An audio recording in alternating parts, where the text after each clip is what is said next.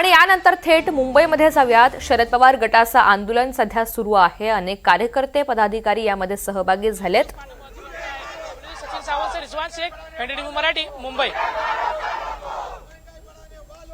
एकीकडे गॅसचा तुटवडा हा निर्माण झालेला आहे, दुसरीकडे आपण पाहतोय गॅसची दरवाढ सुद्धा झालेली आहे आणि या सगळ्या विरोधात केंद्र आणि राज्य सरकारच्या विरोधात मुंबईमध्ये शरद पवार गटाने हे आंदोलन सुरू केलंय। शशिकांत शिंदे यांच्या नेतृत्वात हे आंदोलन सुरू आहे।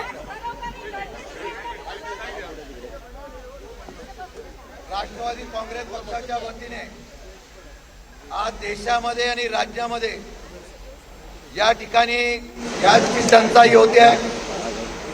भविष्य काळामध्ये पेट्रोल डिझेलच्या बाबतीमधली सुद्धा टंचाई होऊन सामान्य गृहिणीपासून ते या ठिकाणी असलेल्या व्यावसायिकावर फार प्रचंड प्रमाणामध्ये अडचण निर्माण होणार आहे। अमेरिकेच्या बरोबर इस्रायल बरोबर इराणचं झालेलं युद्ध हे भविष्य काळामध्ये भारताची चिंता वाढवणारा आहे। भारताच्या प्रमुखांनी या ठिकाणी हस्तक्षेप करणं अशा प्रकारची अपेक्षा भारतातील सामान्य जनतेची आहे, परंतु यामध्ये हस्तक्षेप न करता या असलेल्या युद्धाच्या झळा हळूहळू या देशाला आणि महाराष्ट्रामध्ये सर्वसामान्य जनतेला पोहोचायला लागलेल्या आहे।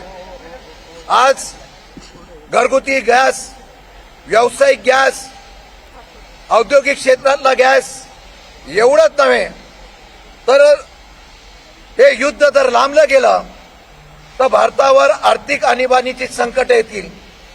अनेक लोक कोरोनासारखी परत आपल्या गावामध्ये परत जायला लागलेली आहेत। हॉटेल बंद पडायला लागलेले आहेत। घरगुती गॅसची टंचाई होते।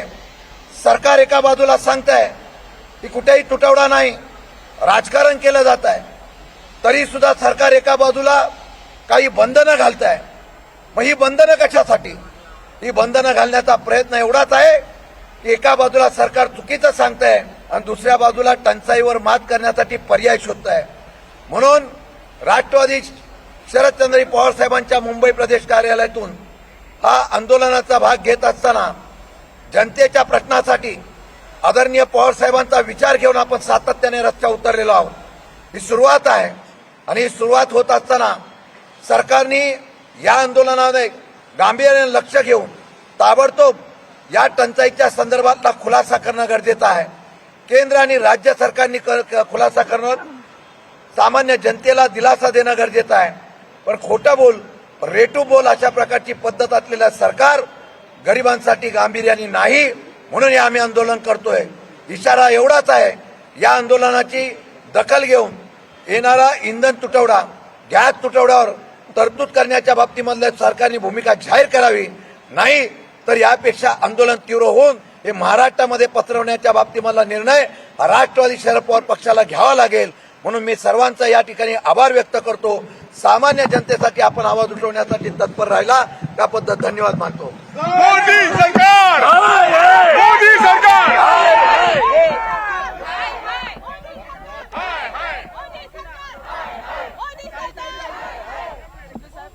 तुम्ही सगळी मंडळी आज रस्त्यावर उतरलेली आहे। या आधी देशभरात असे आंदोलन सुरू आहेत, पण अद्याप कोणतंही जागतिक लेवलला चर्चा जी आहे ती केंद्राकडून केली जात नाहीये। खरं म्हणलं तर आंदोलन आम्हाला मंत्रालयाच्या जवळ करायचं होतं। पोलिसांनी